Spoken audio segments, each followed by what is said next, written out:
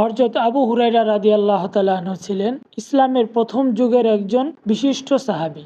একদিন তিনি রাসূল সাল্লাল্লাহু আলাইহি সাল্লামের কাছে এসে বলেন, ইয়া রাসূলুল্লাহ, আমি প্রচুর হাদিস শুনতে চাই, কিন্তু আমার কাছে যথেষ্ট সম্পদ নেই। আমি কিভাবে তা সংগ্রহ করব?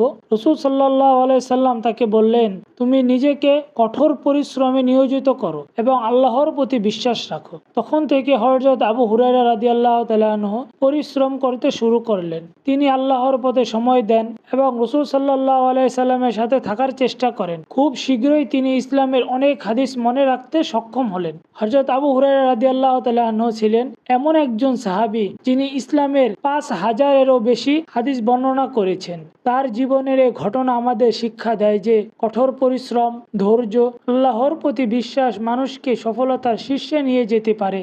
এটি আমাদের স্মরণ করিয়ে দেয় যে যদি আমরা সত্যিকারের ইচ্ছা এবং শ্রম দেই, তাহলে আল্লাহ আমাদেরকে তার রহমত ও সফলতা প্রদান করবেন।